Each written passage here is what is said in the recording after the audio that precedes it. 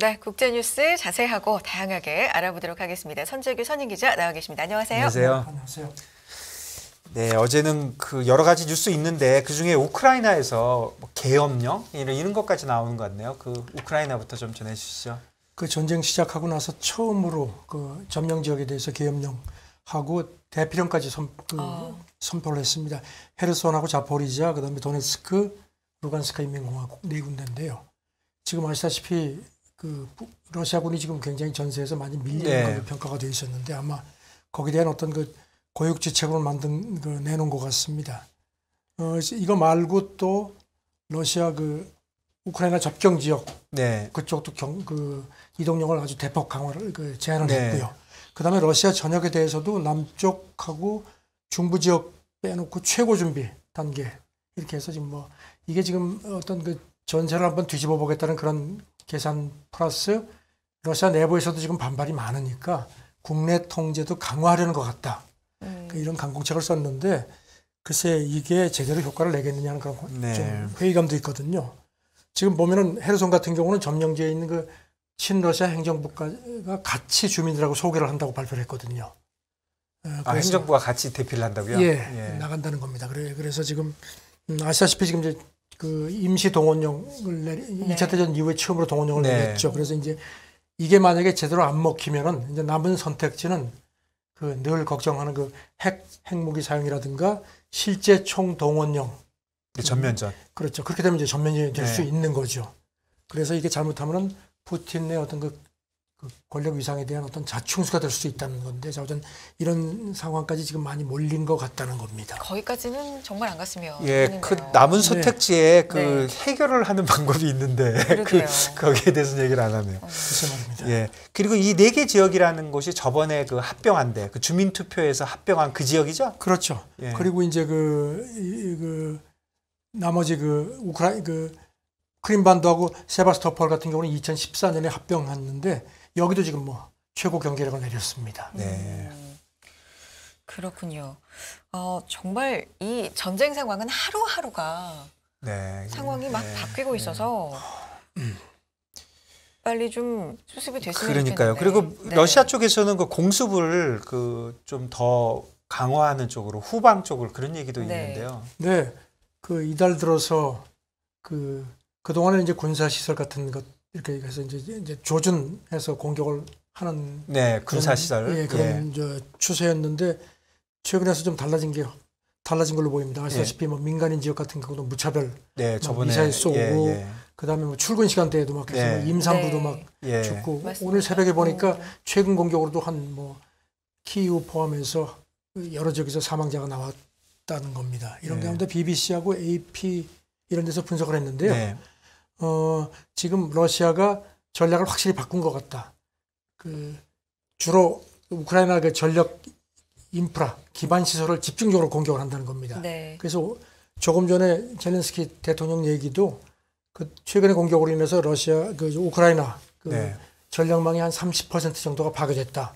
그리고 조금 전에 나온 걸 보니까 우크라이나 정부가 드디어 이제 제한 송전을 해야 될 것 같다. 오늘부터. 그렇게 되면 이제 푸틴의 전략이 어느 정도 먹혔다는 그런 해석도 가능한데요. 그런데 전기는 전쟁에도 물론 필요하지만 그게 이제 일반 국민들이 사는 건데 그런 전기 인프라스트럭처 같은 거를 공격하는 게 그게 불법? 전쟁 범죄에 속하는 거 아닙니까? 그렇죠. 지금 외신들 분석은 제네바 협약이라든가 로마 규정 이거는 이제 국제형사재판소 관할 범죄처벌법인데요. 거기 따르면 이제 민간인을 공격하거나 이런 뭐 수소라든가 전기 같은 거 인프라 이런 거를 공격하는 거는 이건 전쟁 범죄로 분리가 되어 있거든요. 그러니까 이제 푸틴이 그걸 모를 리가 없는데 워낙 상황이 그러니까 그것까지도 지금 감수하고 공격을 하는 모양인데 여기 대해서 이제 또 이걸 뒤집어서요. 최근에 이제 푸틴이 뭐 최후의 마지막 카드가 이제 핵전략, 핵공격이라는 그런 걸 계속 이제 약간 위협도 해왔는데 이런 식으로 우크라이나 인프라를 집중 공격해서 우크라이나 국민들이 이른바 암흑의 겨울을 맞도록 하려는 게 뒤집어 보면은 핵무기를 쓰지 않겠다는 그런 해석으로도 가능하지 않겠느냐. 그러니까 이런 식으로 아예 그냥 우크라이나 민생 자체를 흔들겠다는 거다. 그러니까 이거는 핵무기를 쓸 수 있는 여지를 그만큼 줄이는 거 아니겠느냐라는 이런 분석도 좀 약간 희망적이긴 하지만 예. 나오는 상황. 근데 너무 비참해 보이네요. 왜냐하면 전쟁 장소가 사실 러시아가 아니고 우크라이나잖아요. 그렇죠. 그럼 우크라이나 국민들은 그렇지 않아도 지금 살고 있는 곳에서 전쟁을 하는 건데 뭐 전기도 끊고 뭐 이런 식으로 더 괴롭히겠다는 건데. 그래서 뭐 그동안에도 외국 공관들 이런 데가 다 있었고 또 일부 회복도 돌아갔었거든요. 그런데 예. 보니까 오늘 새벽에도 인도 같은 경우도 자국민들 다 철수하라고 돼 있고 그다음에 중국도 나오라고 돼 있고 그다음에 네. 독일 대통령이 아마 키우를 또 가려고 했던 모양입니다. 네. 근데 조금 전에 나온 걸 보니까 독일 대통령도 안전 때문에 방문을 취소한다고 이렇게 나왔습니다. 네. 예, 이게 뭐 거의 전쟁 범죄 수준으로 가네요, 이제는. 그리고 지금 이제 최근에 러시아가 뭐 무기가 좀 고갈됐다는 분석들이 나오는 가운데 이란이 네. 이제 미사일하고 뭐 드론 같은 거를 준다고 해서 네. 계속 시비가 되고 물론 이제 러시아하고 이란은 아니라고 부인을 하는데요. 서방이 이걸 본격적으로 문제를 삼을 것 같습니다. 오늘 밤에 안보리 비공개 회의가 열리는데 여기 미국, 영국, 프랑스가 이 문제를 안건으로 제의를 한다는 겁니다. 아, 그게 이란은 그런 핵이 아니더라도 다른 나라에 그런 걸 공급 못 하게 돼 있나요? 지금 보니까요. 예. 그 근거가 네. 이란 핵 합의가 있었지 않습니까? 물론 예, 이제 예. 미국이 네, 일방적으로 철수해서 이걸 이제 복원하는 협상을 네. 지금 하고 있는데 이 행과 관련해서 안보리 결의가 하나 채택된 게 있네요. 2231호인데 네. 그거를 위반한 걸로 해서 제소를 한다는 겁니다. 네. 그렇군요. 말씀해 주신 것처럼 뭐 총동원령이라든지 핵까지는 정말 안 갔으면 좋겠다. 예, 네. 이 우크라이나가 네. 그 점점 뭐 매일 업데이트 해주시지만 점점 나쁜 쪽으로 좀 가고 있는 것 그러게요. 같아요. 예. 글쎄요, 지금 뭐 전혀 평화 협상 이런 얘기는 예. 전 나오진 않네요. 조금 나오는 사다가 완전히 글쎄요. 없어졌죠. 네, 예. 네. 그 우크라이나 관련돼서 그 미국에서 사실 지원을 많이 해주고 있는데 그런 문제도 지금 지원이 계속되지 않을 수도 있다. 중간 선거에 관련돼서 그런 얘기 좀 전해주시죠. 트럼프도 그런 얘기를 했죠. 네. 내가 만약 지금 대통령이면은 우크라이나 전쟁 이렇게까지 안 갔다 네. 뭐 이런 얘기를 했는데 공화당도 물론 그 동안에는 이제 초당적으로 그 우크라이나 지원에 대해서 법안 이렇게 상정되면 공화당도 네. 그 이제 협조를 해서 네. 대법원 통과시켰지 않습니까? 근데 이제 공화당 내에서도 상당히 반발이 그 동안에 많았거든요. 그런데 지금 공화당 하원 원내대표가 그저께 인터뷰를 했는데 몇 차례 말씀드렸지만 최근에 좀 선거 판세가 달라졌죠. 그래서 네. 하원을 민주당이 장악하고 있는데 공화당이 그거를 빼앗아서 이렇게 가져올 가능성이 높다는. 네, 지금 유력하다는 거죠. 네, 어제도 예, 말씀드렸는데 이 사람이 우리가 이번 하원에서 중간 선거에서 이겨서 하원의 그 다수당 지위를 우리가 다시 가져오면은 우크라이나에 백지 수표를 쓰지 않겠다 이런 얘기를 했습니다. 내년에 특히 경기 침체 위험도 큰 상황에서 절대로 그럴 수 없다. 아, 무상 지원하지 않겠다. 예, 그러면서 뭐 사실상 지금까지 뭐 미국은 뭐 무제한적으로 지원을 해왔지 않습니까? 예. 군사 지원도 있지만 거기 상당 부분 인도적인 지원이 있는데 네. 공화당 쪽에서도 군사 지원은 거기에 대해서 토를 달지 않았는데 인도적인 지원에 대해서는 이건 너무 우리하고 제대로 협의도 안 한다 불만이 많았거든요. 아, 그 반대가 아니고요. 그렇죠. 그러니까 군사 지원은 이제 군사 지원에 대해서는 뭐 할수 민주당하고 없고. 예, 그런데 이제 인도적인 지원 문제는 이제 민주당에 대해서 굉장히 제동을 걸어왔거든요. 네, 그래서 네. 이 사람 얘기가 하원 다수당이 되면 절대로 그렇게 안 할 거다. 여기 대해서 이제 그 공화당의 로런 버버트 하원이라는 사람이 있는데 이 사람은 네. 아주 대표적인 이런 우크라이나 그 인도적인 지원 반대해온 사람인데 이런 표현을 했습니다. 우리는 미국 US지 US ATM 미국 현금 인출기가 아닌 거를 바이든 행정부가 알아야 된다. 얘기했습니다. 네. 지면은 이 우크라이나 전쟁도 굉장히 미국이 지금 대폭 지원을 해왔는데 네. 젤렌스키도 거기 많이 의존을 했는데 네. 좀 판세가 달라질 수도 있지 않는가 하는 그런 관측도 가능하게 하는 상황입니다. 네. 예, 그리고 이 처음에 말씀하셨던 이 메카시 이분이 하원 의장이 될 가능성이 지금 많은 거죠? 그러니까 지금 펠로시가 이제 네. 하원 의장인데 하원의 다수당에서 이제 의장을 예. 맡으니까 그렇게 되죠. 그렇게 되면 이제 이 사람이 하원 의장이 될 가능성이 높은 걸로 예. 그런데 이 나타나고 있습니다. 되시기 전에 이렇게 한마디 하셨으니까 또 되고 나면 아무래도 자기가 한 말이 있으니까 그렇죠. 예, 좀 미국도 안 도와주고 그러면 우크라이나 점점 더 어려워지겠네요. 글쎄 말이에요. 예. 이게 미국의 정치적인 상황하고도 좀 맞물리면서 네. 네, 중간 상황을- 선거 뭐 네. 그렇죠. 계속 네. 그게 큰 변수죠. 예. 11월 초에 또 큰 이슈 중간 선거가 있기 때문에 지켜볼 필요가 있을 것 같고요. 자, 그런가 하면 유가 상한제 앞두고 뭐 미국 그다음에 사우디 계속 신경전 앞두고 있는데 이 얘기도 또 새로운 네. 거 있습니까? G7도 그렇고 네. 그다음에 유럽연합도 그렇고 러시아 유가 상한제 뭐 기본적으로 하기로 다 합의가 됐고요. 네네. 다만 네. 이제 내부적으로 좀 이견이 있어서 뭐 이제 그것 때문에 이제 지금까지도 조정을 하고 네. 있는데 일단 12월 5일부터 유럽연합 같은 경우는 이제 적용을 하겠다는 입장이고요. 그런데 로이터 통신이 오늘 새벽에 이름은 절대로 밝히지 마십시오 하는 그 미국 재무부 관계자를 인용해서 보도를 했는데요. 이게 이제 이걸 앞두고 미국이 오펙을 좀 달래는 그런 공작을 하고 있다는 겁니다. 절대로 오펙에 대해서는 유가 상한제를 우리가 적용하지 않는다. 걱정하지 마라. 그런 게 있었나요? 아니요, 그러니까 이제 네. 사우디가 네. 이제 아시다시피 사우디하고 러시아가 오펙 플러스를 네. 계속 지금 이제 주도해 왔지 예, 않습니까? 예. 그리고 이제 200만 배럴 하루 네. 감산하기로 해서 미국이 화가 났고 그런데 이제 네. 그게 지금 시기적으로 감산 이제 실행하는 시기 11월부터 이제 하고 네. 이제 시기적으로 맞물리니까 그렇게 오펙이 우리가 이렇게 결정했는데 미국이 뭐 물타기, 이게 서로 물타기라고 하는 거죠. 네. 그러니까 지금 오펙이 상당히 분개한다는 겁니다. 이러고 이제 가만히 보니까 이제 나중에 우리도 마음에 안 들면은 우리 석유에 대해서도 그렇게 하지 않겠냐는 그 의구심을 갖고 있으니까 이제 네. 미국 쪽에서 그건 아니다. 네. 그건 아니다. 이거는 러시아만 하는 거다. 네. 이렇게 좀 조금 소통을 하려고 하는 모양이라는 겁니다. 네. 근데 로이터 쪽 얘기인데 이 재무부 관계자 얘기가 오펙 플러스의 실질적인 감산 규모는 한 하루 90만 배럴 정도로 자기들이 판단을 하는데 이렇게 좀 사우디하고 지금 미국이 사이가 안 좋지 않습니까? 네. 그러니까 본때를 보여주기 위해서 하루 90만 배럴인데 한시적으로나마 한 10배까지도 그냥 순간적으로 감산을 하면은 유가가 한꺼번에 한 3, 40배를 뛸 수 있다는 겁니다. 그렇겠죠. 매일 나와야 되는 그렇게 하면 이제 미국을 골탕을 먹일 수도 있으니까 네. 선거 앞두고 네. 특히 그래서 이제 백악관이 안 되겠다 싶으니까 이제 오펙 쪽에서 그게 아니고 이건 푸틴을 내먹이는 거다. 이렇게 뭐 그런 그 소통 노력을 한다는 겁니다. 그러니까 200만 배럴 감산하겠다고 했지만 실제로는 한 90만 배럴. 네, 하루 한 90만 배럴 정도로 미국이 판단을 한다는 겁니다. 예, 그동안 못한 게 있어가지고 예, 뭐 예. 그런 얘기죠.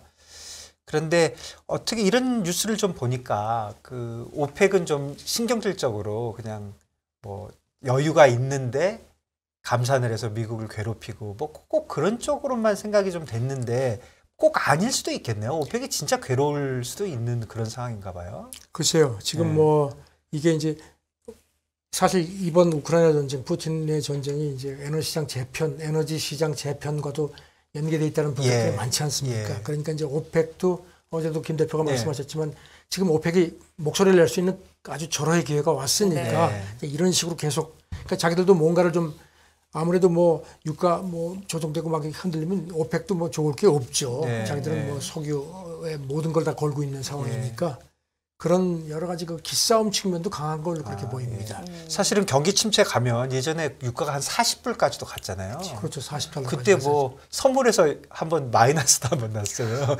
그러니까 그런 거를 아무래도 오펙이 걱정을 한다 이렇게 봐야 되겠네요. 근데 네. 또 이런 가운데 또 로이터가 또 오늘 새벽에 보도를 했는데 파키스탄 지금 파키스탄이 지금 인프레도 그렇고 뭐 홍수 피해에다가 재정이 심각하죠. 어렵죠. 심각한데 파키스탄 재무장관이 네. 어제 기자들한테 지금 러시아 원유가 굉장히 싸게 나와 있는데 살 의향이 있느냐 그랬더니 단연코 관심이 있다. 그러면서 인도가 사는데 우리가 왜 그럴 못 것 같아요, 사느냐 그렇죠? 이런 얘기를 예. 하니까 또 약간 좀 미운 소리를 했습니다. 예, 파키스탄은 살 것 같아요. 뭐 진짜 인도가 사고 있는데 훨씬 지금 더 어려운 파키스탄이 뭐 정치적인 걸 고려해서 안 산다 이런 거는 좀 기대하기 어렵다 이렇게 생각이 되네요. 좀 다른 얘기 좀 해보면 그 러시아 그 알루미늄 네. 이게 또 광양만 이런 뉴스가 있네요. 이게 무슨 얘기입니까? 지금 미국이 예. 전쟁 초기부터 그 러시아 제재를 아주 세게 나왔지 않습니까? 네. 그런데 이제 거기 몇 개 빠진 게 있거든요. 예. 우라늄하고 알루미늄. 알루미늄. 우라늄 같은 경우는 지금 뭐 미국 원전업계에서 이거 없으면 우리 못한다. 그러니까 네. 지금 아직도 러시아 우라늄은 제재에서 빠져 있거든요. 네. 히토리가 대부분 들어가 있는데 네.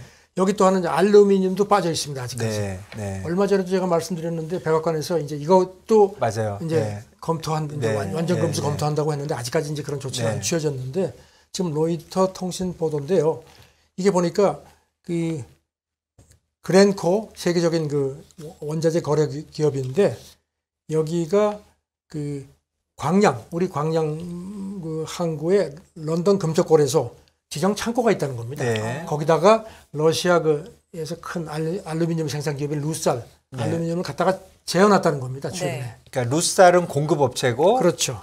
저 글렌코는 중개업체. 중개업체인데 그러니까 일단 받는 거기서 받아서 거기다 딴데 갖다 주고. 이제 LM 그러니까 런던 네. 금제거래소 지정 창고 이제 소유는 아니고 예, 지정만 예, 해놓은 예, 그런 예. 창고들이 전 세계에 몇 네. 군데가 있다고 합니다. 예. 거기다 갖다 놨다는 겁니다.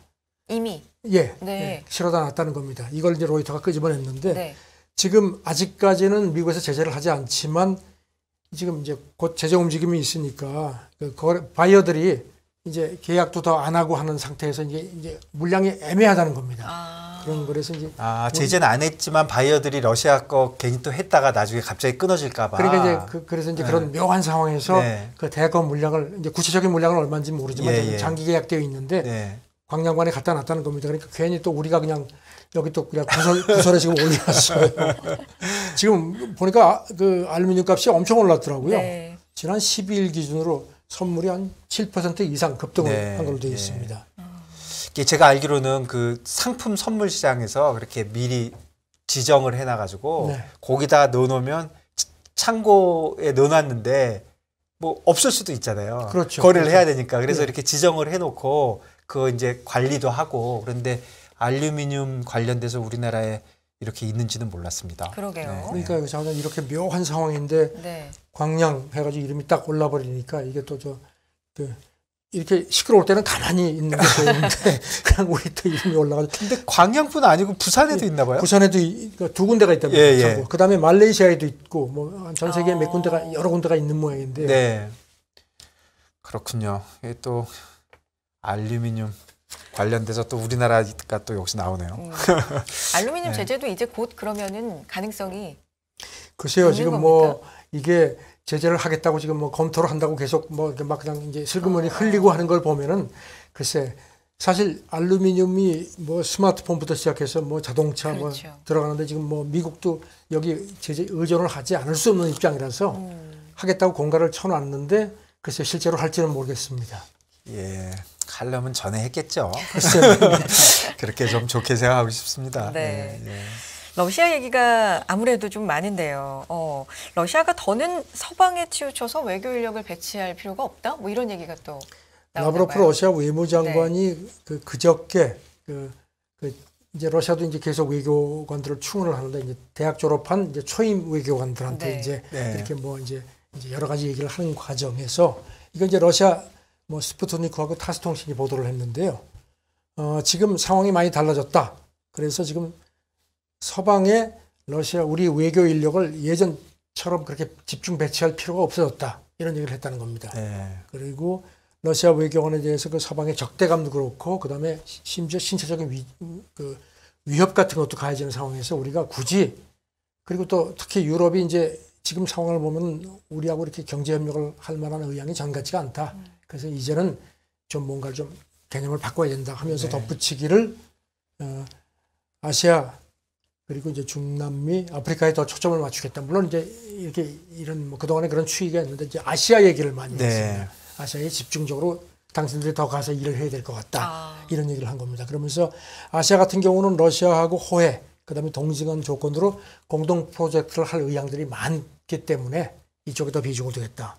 그러니까 조금 어떤 그 러시아의 외교 전략상의 어떤 변화 같은 걸 좀 더 강하게 얘기를 했습니다. 근데 러시아가 사실 엄청 큰 나라니까 사실은 반은 아시아하고 붙어 있으니까 뭐 이런 얘기 나올 것 그래도 같아요. 그동안에는 보면은 러시아는 유럽국으로 그렇죠. 분류가 됐었지 않습니까? 예, 러시아 그러면 유럽국 같아요. 그렇죠. 예, 근데 예. 최근 와서 이제 우크라이나 전쟁 계기로 해가지고 이제 예. 우리는 아시아하고 더 가깝다는 뭐 시장도 글로 옮기고 뭐 그런 얘기가 여러 번 나왔는데 일본도 그렇게 러시아하고 완전 적대적으로는 안 하고 있는 지금 것 일본 같은 같아요. 경우 뭐 여러 차례 말씀드렸지만 지금 사방 제재에 동참을 하고 있지만 사하린 프로젝트 같은 거는 지금 뭐 일본도 적극적으로 지금 하고 있는 상태고요.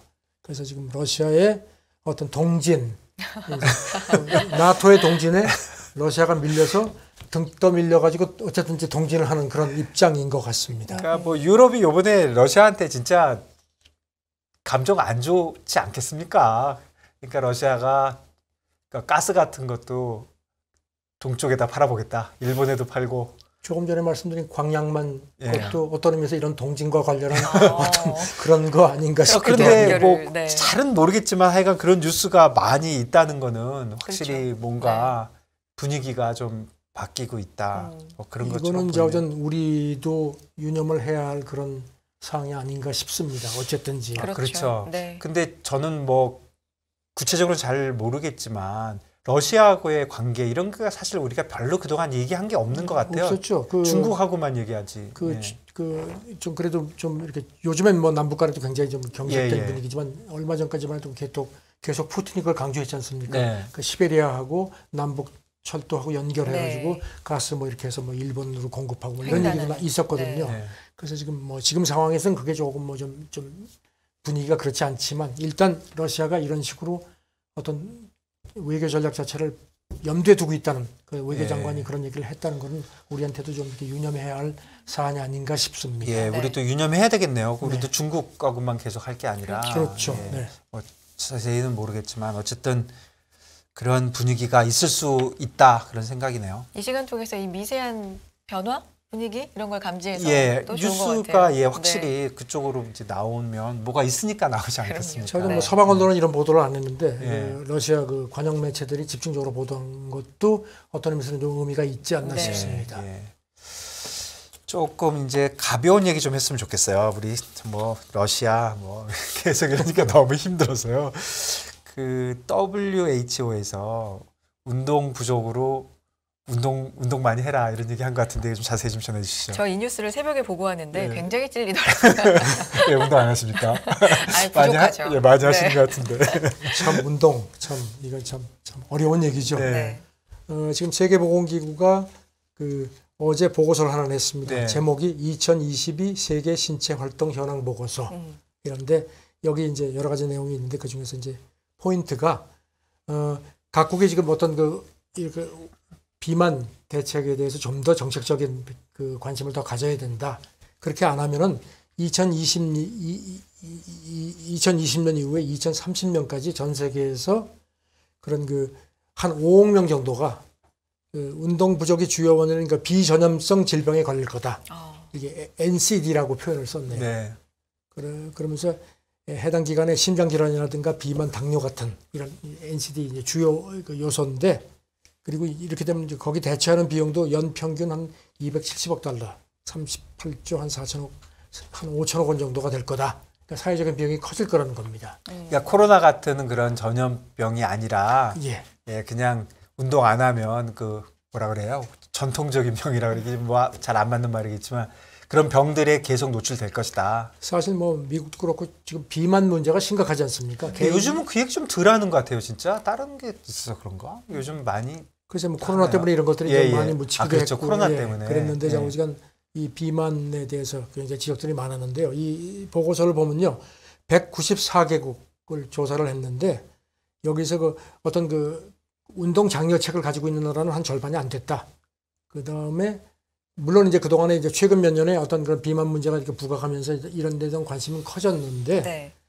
이런 걸 뭐 구체적인 어떤 정책적인 관심을 갖는 나라는 적었다는 겁니다.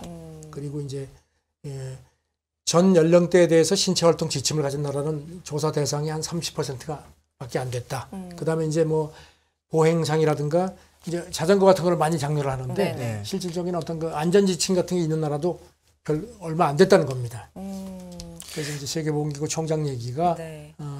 더 많은 국가가 신체 활동 증진책을 시행하는 게 필요하다. 그래 그게 궁극적으로 사회에도 큰 혜택을 주고 사회적인 비용을 줄인다고 그렇게 강조를 했습니다. 사실 여기까지는 지금까지 알고 있는 내용이잖아요. 그런데 그렇죠? 우리나라가 자전거 네. 보행 이런 게 다른 나라에 비해서 잘 되고 있는 건가요? 자전거 길은 많은데 맞아요. 많이 그런 게 생겼죠. 왜냐하면 보면 지금 뭐 자동차 도로 한쪽에 이렇게 만들어놨는데 뭐 막 택시도 들어오고 하는 게 현실이지 않습니까? 예, 시내에서는 좀 그렇고 근데 뭐 여주나 이런 쪽에 가면 자전거 길 진짜 엄청난 길 지금 있어요. 뭐 자전거 예.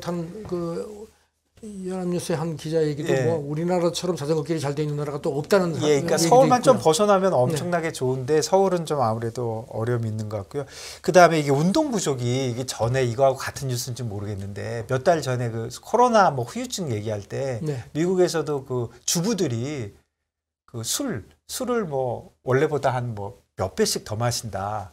뭐 비만 얘기는 사실 없었는데, 그러니까 이 운동 부족이 재택근무하고 이러면서 또 영향이 있을 수도 아무래도 있겠네요. 주부들이 술을 더 많이 한다 그 얘기는 저도 참 처음 듣는데 보면 재택근무가 많으니까 예, 그 안 뉴스에 나간- 크게 났어요.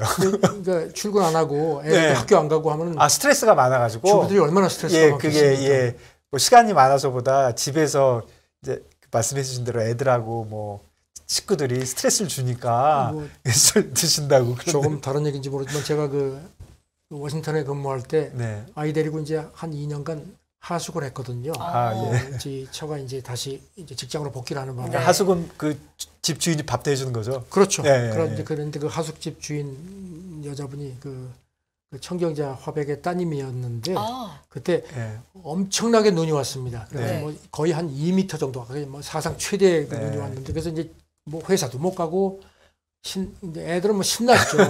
근데 이제 그때 저보고 그러더라고요. 눈에서 좀 이렇게 보이지 않았으면 좋겠다고 스트레스가 내가 폭발할 것 같다.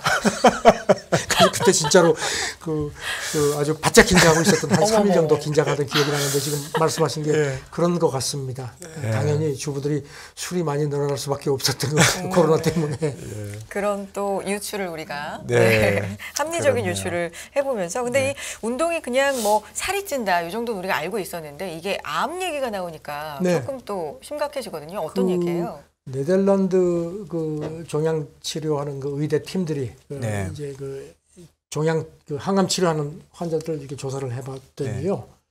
항암 치료 부작용을 맞는데도 운동이 굉장히 보탬이 되더라 이런 결과가 나왔다는 겁니다. 뭐 한 24수 정도 뭐 이를테면 뭐 자전거 실내 자전거라든가 웨이트 트레이닝 같은 걸 해서 이제 시켜봤더니 하지 않은 항암 치료 환자하고 이걸 한 환자 간의 피로감이라든가 그다음에 심장 질환 뭐 그다음에 어떤 여러 가지 면에서 개선 효과가 확연히 달라졌다는 겁니다. 아, 그러니까 가만히 쉬는 것보다는 운동을 네. 하는 게 낫다. 그래서 이제 네. 그 로스앤젤레스 캘리포니아 대학 그 교수 얘기가 전에는 항암 치료를 하면은 잘 먹고 네. 무리하지 않고 네, 그렇게 얘기해요. 푹 쉬라고 네. 했는데 이제는 좀 달라졌다. 그래서 자기도 항암 치료하는 환자들한테 이렇게 잘 먹고 뭐 이런 것도 중요하지만 운동도 해라 이렇게 권고를 하는 식으로 좀 지침이 달라졌다는 겁니다.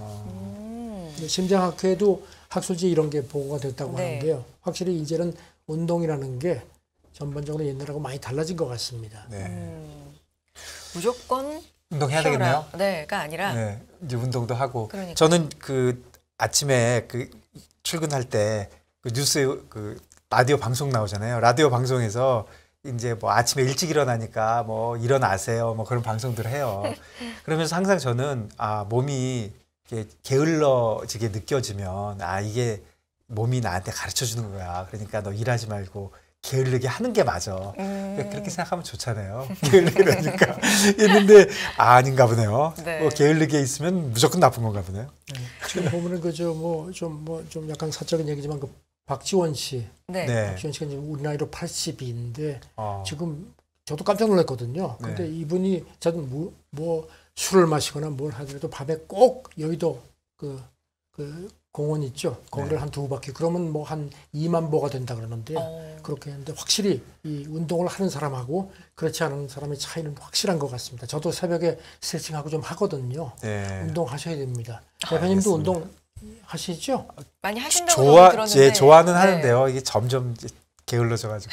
근데 운동은 이건 뭐 이게 시간이 남아서 하는 게 아니라 네. 시간을 잠을 줄여서라도 해야 된다는 게 이제 세계보건기구 보고서를 봐도요. 확실히 운동은 해야 됩니다. 예. 선택이 아니라 네. 그렇죠. 필수다. 필수입니다. 이거. 네. 네. 라고 강조를 해주시면서 아 좋네요. 네 뭔가 경각심이 좀 생겼습니다. 네. 네. 워싱턴이 함께했고요. 선재규 선희 기자님 인사 나눌게요. 고맙습니다. 네, 감사합니다.